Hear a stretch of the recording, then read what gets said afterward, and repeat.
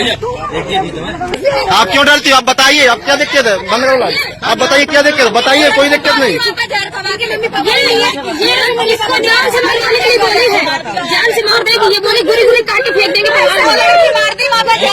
बोलिए, आप डरिए नहीं, कोई दिक्कत नहीं। बोलिए, आप सेफ हो, यहाँ पे पुलिस है। कोई दिक्कत नहीं, इतना भ्याग उससे बोलने दो।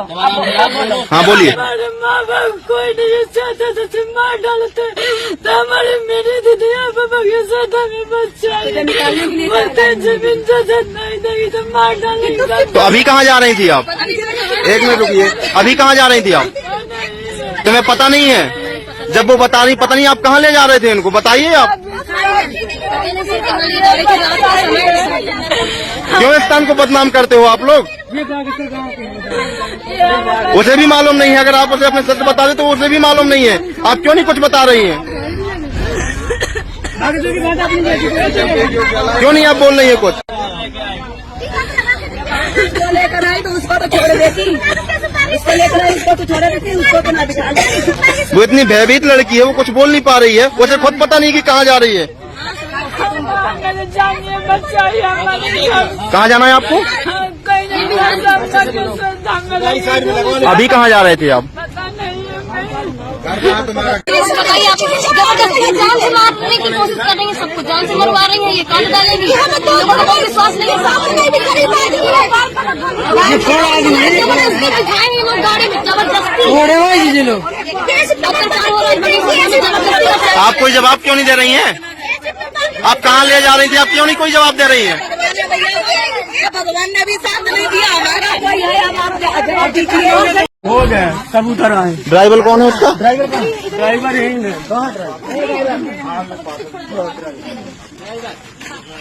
कौन है ड्राइवर? कौन है ड्राइवर?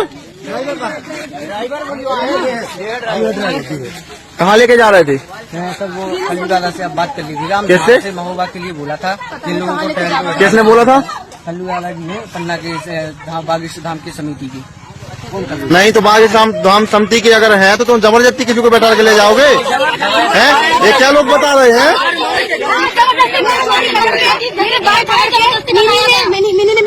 कितने बार पकड़े आपके? मिनी कौन है? मिनी कौन है?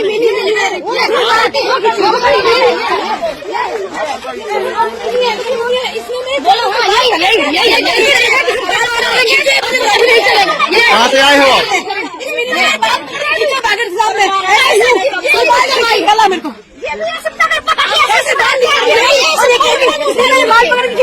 कहाँ से आए हो आप लोग? कहाँ की हो? नहीं हो कहाँ के? अभी कहाँ जा रहे थे आप? अभी कहाँ जा रहे थे आप? मैम आपसे बात कर रहे हैं, आप अभी कहाँ जा रहे थे आप? आप कहाँ लेके जा रहे थे? अभी कहाँ जा रहे थे? मैं आपसे पूछ रहा हूँ। हमारे पेट बांधे तो हम दे रहे थे, हमारे पेट बांधे। कोई जवाब क्यों नहीं दे रहे मैडम आप? मेरे बाल पकड़ पकड़ के निकाले, इसने बाल छूट के। आप इनको पहचानती हैं? मिनी मिनी है, ये मिनी है। आप कहाँ जा रही थी? अरे जबरदस्ती लोग हमको गाड़ी में बैठा के पता नहीं कहाँ ले जा रहे थे। आप गाड़ी में क्यों बैठे थे?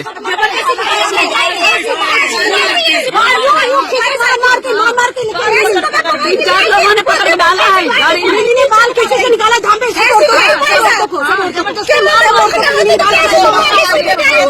क्या मचा रखा है आप लोगों ने? वहाँ पे क्या मचा रखा है आप लोगों ने बागेश्वर धाम में? सब औरतों को मारती औरतों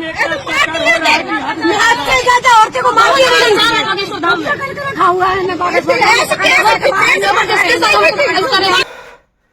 नमस्कार दोस्तों, आज हम आपको सुनाने जा रहे हैं 28 जुलाई 2025 की रात की एक सच्ची घटना। एक ऐसी घटना जिसने पूरे देश को हिलाकर रख दिया और धार्मिक आस्था, महिला सुरक्षा और न्याय व्यवस्था पर गहरे सवाल खड़े कर दिए। यह मामला है मध्य प्रदेश के छतरपुर जिले के बागेश्वर धाम का, जहां के पीठाधीश पंडित धीरेन्द्र कृष्ण शास्त्री का नाम अब न सिर्फ भक्तों की श्रद्धा से जुड़ा हुआ है, बल्कि एक बड़े विवाद से भी जोड़ा जाने लगा है। इस विवाद में आरोप बेहद गंभीर है। महिलाओं से मारपीट, धमकी और जबरन एम्बुलेंस में बैठाकर ले जाना और यहां तक कि महिला तस्करी के दावे भी। सोशल मीडिया पर वायरल वीडियो, स्थानीय पत्रकारों की रिपोर्ट, पुलिस की कार्रवाई और बयान और एक विश्वविद्यालय के प्रोफेसर के तगड़े आरोप, सबने इस घटना को राष्ट्रीय बहस का मुद्दा बना दिया है। दोस्तों, इस पूरे मामले में हम आपके सामने रखेंगे सिर्फ और सिर्फ सच्चाई, वो सच्चाई जो मीडिया रिपोर्ट्स, पुलिस बयानों और प्रत्यक्षदर्शियों के हवाले से प्राप्त हुई है। कोई काल्पनिक कहानी नहीं, सिर्फ और सिर्फ सच्ची दस्तावेज। तो आइए शुरू करते हैं 28 जुलाई की उस रात की कहानी। तारीख 28 जुलाई 2025, समय रात करीब 9 बजे, जगह मध्य प्रदेश छतरपुर जिले का लवकुश नगर थाना क्षेत्र। रात का माहौल, लोग अपने अपने घरों में पड़े हुए थे, बाजार बंद होने लगे थे। इसी बीच डायल 100 पुलिस हेल्पलाइन नंबर पर एक कॉल आती है। कॉल करने वाले ने कहा, एक एम्बुलेंस में कई महिलाओं को जबरदस्ती बैठाकर कहीं पर ले जाया जा रहा है। वे महिलाएं चिल्ला रही हैं और रो भी रही हैं, जल्दी आइए। पुलिस टीम तुरंत एक्टिव हुई। सूचना पाकर लवकुश नगर थाना क्षेत्र की पेट्रोलिंग यूनिट ने उस एम्बुलेंस का पीछा किया। थोड़ी देर बाद एक सुनसान सड़क पर उन्हें एम्बुलेंस दिखाई दी। सायरन बजाते हुए पुलिस ने एम्बुलेंस को रुकने का इशारा कर दिया। गाड़ी रुकते ही पुलिसकर्मी आगे बढ़े और दरवाजा खोला गया। जो नजारा उनके सामने था वह चौंकाने वाला था। अंदर लगभग 13 महिलाएं ठूस ठूस कर बैठी हुई थीं। कुछ की आंखों से आंसू बह रहे थे और कुछ घबराहट में इधर उधर देख रही थी और कुछ लोग जोर जोर से कह रही थी, हमें बचाइए, हमें जबरदस्ती ले जाया जा रहा है। पुलिस ने सबसे पहले ड्राइवर और साथ बैठे लोगों से पूछा, ये महिलाएं कहां जा रही हैं, इन्हें यहां क्यों बिठाया गया है। तभी एम्बुलेंस के साथ मौजूद एक महिला ने, जो खुद को बागेश्वर धाम की सेवादार मिनी बता रही थी, कहा, इन महिलाओं पर चोरी और चैन स्नैचिंग का शक है। ये धाम में लंबे समय से रह रही थी और मंदिर की गरिमा को ठेस पहुंचा रही थी। हम इन्हें घर छोड़ने जा रहे हैं। लेकिन पुलिस ने देखा कि महिलाएं लगातार कुछ और ही कह रही थी। उनकी आवाज में साफ साफ डर दिखाई दे रहा था। कई बार वे बीच बीच में रोकर बोलना बंद कर देती थी, फिर धीरे धीरे कहती, हमें मारा गया है, बाल खींचे गए हैं, धमकाया गया कि अगर सच बोले तो जान से मार दिया जाएगा। स्थानीय पत्रकार जो सूचना पाकर मौके पर पहुंचे थे, उन्होंने यह सब कैमरे में रिकॉर्ड कर लिया। यही वीडियो बाद में सोशल मीडिया पर तेजी से फैल गया। अब सुनिए उन महिलाओं की जुबानी जो खुद इस एम्बुलेंस में बैठी हुई थी। एक महिला जिनका चेहरा आंसुओं से भीगा हुआ था, कैमरे की तरफ देखकर बोली, मिनी ने मेरे बाल कई बार खींचे, मुझे मारा और गाड़ी में धकेल दिया। हमें पता नहीं कहां ले जाया जा रहा है। और दूसरी महिला ने कहा, हम बस यहां धाम में आए हुए थे, हमारी कोई भी गलती नहीं थी, फिर भी हमें पकड़कर ले जाया जा रहा है। कुछ महिलाएं इतनी डरी हुई थीं कि वे कुछ भी कहने से कतरा रही थी, बस रोते चले जा रही थी और अपने चेहरे को दुपट्टे से ढक रही थी। इन आरोपों का मतलब साफ था। महिलाएं दावा कर रही थीं कि यह कोई घर छोड़ने की तो सामान्य प्रक्रिया नहीं लग रही थी, बल्कि उनके साथ जबरन व्यवहार किया जा रहा था। वीडियो फुटेज में कई महिलाएं एक साथ कहती सुनी गईं, हमको मारा गया है, धमकाया गया है, अगर सच बोले तो हमें जान से मार दिया जाएगा। पत्रकारों ने मौके पर पुलिस से भी सवाल किए, अगर चोरी का आरोप है तो एफआईआर क्यों नहीं? अगर महिलाएं सच में चोर हैं तो पुलिस उन्हें गिरफ्तार क्यों नहीं कर ले रही है? पुलिस का जवाब था, हम जांच तो कर ही रहे हैं। मंदिर वालों ने कहा है कि वे महिलाएं संदिग्ध हैं और इन्हें घर भेजा जाना आवश्यक है, लेकिन महिलाओं की आंखों में जो डर और बेचैनी थी वह सोशल मीडिया पर लोगों को सोचने पर मजबूर भी कर रही थी। दोस्तों, अब जानते हैं इस मामले पर मंदिर पक्ष यानी कि बागेश्वर धाम के सेवादारों का आखिर कहना क्या है। एम्बुलेंस में मौजूद महिला सेवादार मिनी और अन्य सेवादारों ने पुलिस और मीडिया को जो कहानी बताई वह महिलाओं के आरोपों से बिल्कुल अलग थी। उनका कहना था कि ये महिलाएं पिछले 6 महीनों से बागेश्वर धाम में रुकी हुई थी। इस दौरान धाम में चोरी, चैन स्नैचिंग और अन्य अवांछित घटनाएं हो रही थी। मंदिर की गरिमा को ठेस पहुंच रही थी। कई बार इन्हें समझाया भी गया कि धाम छोड़कर अपने घर लौट जाएं। कुछ ने यह भी कहा कि उनके पास किराए के पैसे भी नहीं हैं, लेकिन समझाने के बावजूद वे महिलाएं जाने को बिल्कुल भी तैयार नहीं हुई।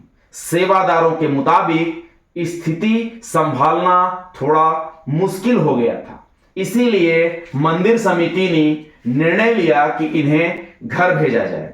इसके लिए महोबा रेलवे स्टेशन को चुना गया, जो कि वहां से करीब 50 किलोमीटर दूर है।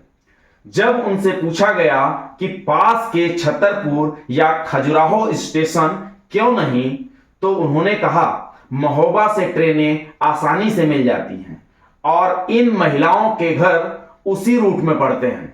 उन्होंने यह भी बताया कि एम्बुलेंस इसलिए चुनी गई क्योंकि साधारण वाहन से भीड़ में परेशानी हो सकती थी और एम्बुलेंस एक सुरक्षित विकल्प था। मंदिर का पक्ष का दावा था कि कोई मारपीट या कोई भी धमकी इनको नहीं दी गई है, बल्कि यह महिलाओं को सुरक्षित घर भेजने की एक प्रक्रिया थी। लेकिन इस बयान के बावजूद कई बातें थी जो लोगों के मन में सवाल छोड़ गईं। अब बात करते हैं उन सवालों की जो इस घटना के बाद खड़े हुए।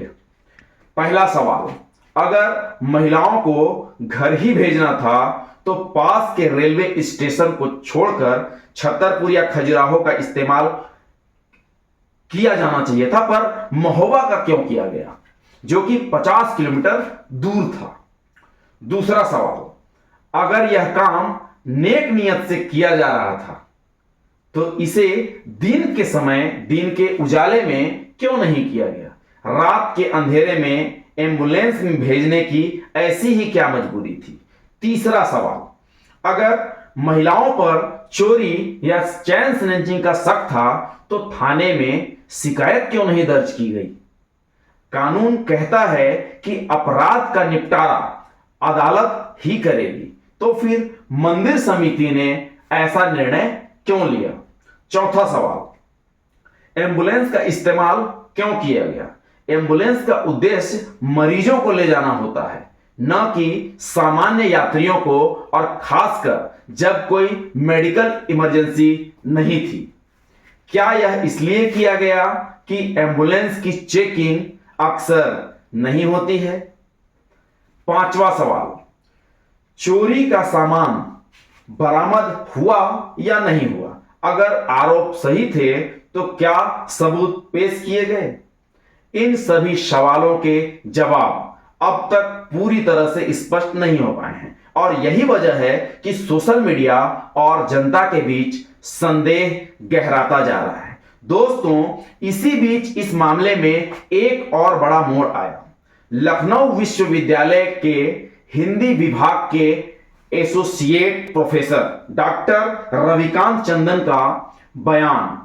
उन्होंने सोशल मीडिया प्लेटफॉर्म एक्स पर एक पोस्ट में गंभीर आरोप लगाया। उनका कहना था कि धर्म की आड़ में महिलाओं की तरक्की की जा रही है, महिलाओं की तस्करी की जा रही है, जिसमें धीरेन्द्र कृष्ण शास्त्री भी शामिल है। इतना ही नहीं, उन्होंने यह भी कहा कि अगर ये आरोप साबित हो जाते हैं तो दोषियों को फांसी की सजा भी मिलनी चाहिए। डॉक्टर रविकांत ने साफ किया कि वे अपने बयान पर कायम हैं और इसे वापस लेने का कोई भी इरादा नहीं है। इस बयान ने सोशल मीडिया पर आग की तरह काम किया। समर्थक और विरोधी दोनों पक्ष खुलकर सामने आ गए। कुछ लोगों ने कहा एक प्रोफेसर को बिना ठोस सबूत ऐसे बयान नहीं देने चाहिए थे, जबकि अन्य लोगों का कहना था कि अगर महिलाओं के आरोप सही हैं तो यह मामला बेहद ही गंभीर है और इसकी जांच होनी ही चाहिए। रविकांत के बयान ने इस केस को सिर्फ धार्मिक विवाद तक सीमित नहीं रहने दिया, बल्कि इसे राष्ट्रीय स्तर की बहस में बदल दिया है, जहां धर्म, राजनीति और महिला सुरक्षा तीनों मुद्दे एक साथ आ गए। दोस्तों, इस पूरी घटना में पुलिस की भूमिका भी चर्चा का विषय बनी रही। एम्बुलेंस रोकने के बाद पुलिस ने जो कहा वह मंदिर पक्ष के बयान से काफी मेल खाता था, लेकिन महिलाओं के आरोपों से बिल्कुल भी अलग था। टीआई अजय अंबे, जो उस समय लौकुश नगर थाना प्रभारी थे, उन्होंने मीडिया से कहा कि ये महिलाएं लगभग 6 महीने से बागेश्वर धाम में रह रही थी।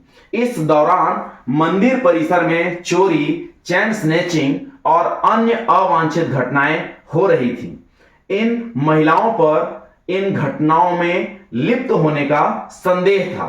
मंदिर समिति ने इन्हें घर भेजने का निर्णय लिया और महोबा स्टेशन पर छोड़ने के लिए एम्बुलेंस का इस्तेमाल किया गया। पुलिस का कहना था कि जब हमने एम्बुलेंस रोकी तो हमें मंदिर पक्ष से यही जानकारी मिली कि हमने महिलाओं से बात भी की, लेकिन कोई ठोस सबूत या चोरी का सामान हमारे सामने पेश नहीं हुआ है। इसीलिए हमने मंदिर समिति की बात सुनकर महिलाओं को स्टेशन तक जाने दिया। हालांकि पुलिस के इस रवैये पर सवाल भी उठ रहे हैं। सोशल मीडिया पर कई लोगों ने पूछा, अगर चोरी का आरोप था तो पुलिस ने एफआईआर क्यों दर्ज नहीं की? अगर महिलाएं निर्दोष थीं तो उन्हें स्टेशन भेजने की क्या जरूरत थी? क्या पुलिस पर किसी तरह का कोई दबाव था? इन सवालों के जवाब पुलिस ने स्पष्ट रूप से तो नहीं दिए हैं। बस इतना ही कहा कि हमने जो किया वह मंदिर की जानकारी और तत्कालीन स्थिति के आधार पर किया। लेकिन वीडियो में महिलाओं का रोना, डर और आरोप, ये सब देखकर जनता का एक बड़ा हिस्सा पुलिस के फैसले पर भरोसा नहीं कर पा रहा था। दोस्तों, इस घटना का सबसे बड़ा मोड़ तब आया जब स्थानीय पत्रकार द्वारा रिकॉर्ड किया गया 4 मिनट का वीडियो सोशल मीडिया पर वायरल हो गया। वीडियो में साफ दिखाई दे रहा था, महिलाएं रो रही हैं, कुछ घबराहट में हैं, बार बार हमें बचाइए बचाइए कह रही हैं।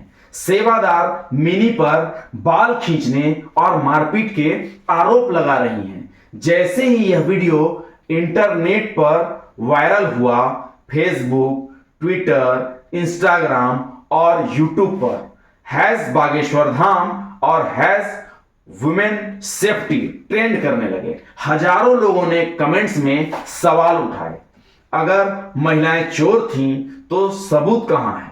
रात में और एम्बुलेंस से क्यों ले जाया गया?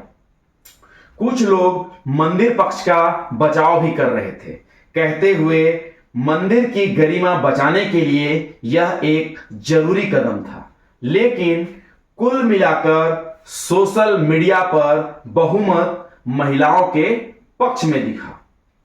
कई महिला संगठनों ने और एक्टिविस्ट ने भी ट्वीट करके इस मामले की निष्पक्ष जांच की मांग की है। वीडियो की ताकत इतनी थी कि यह घटना सिर्फ छतरपुर तक सीमित नहीं रही, बल्कि राष्ट्रीय मीडिया की हेडलाइंस भी बन गई।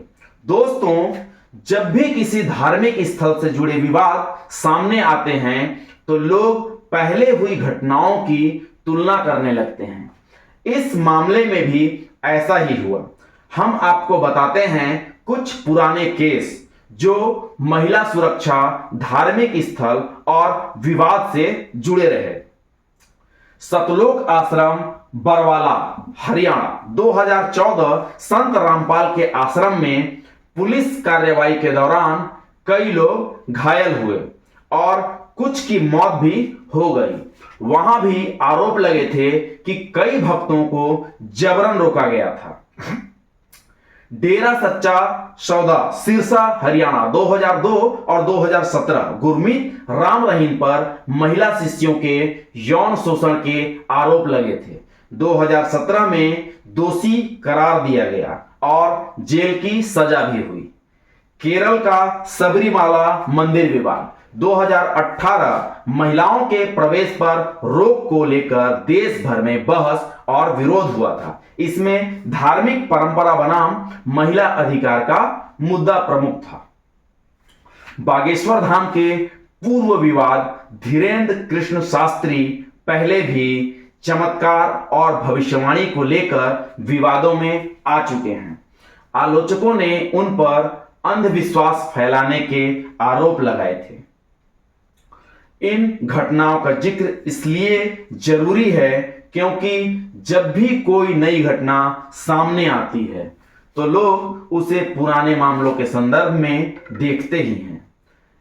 इस केस में भी कई लोगों ने कहा, अगर पहले भी धार्मिक स्थलों पर महिलाओं के साथ गलत हुआ है तो जांच के बिना किसी पर भी भरोसा नहीं किया जा सकता है। दोस्तों, अब बात करते हैं इस मामले के कानूनी और सामाजिक पहलुओं की। इस घटना में लगे आरोपों की प्रकृति बहुत ही गंभीर है।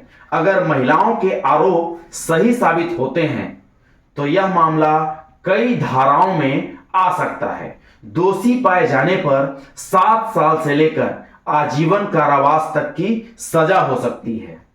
मानव तस्करी के मामलों में कानून बेहद सख्त है। भारत ने मानव तस्करी रोकथाम अधिनियम prevention of human trafficking act के तहत स्पष्ट प्रावधान बनाए हैं।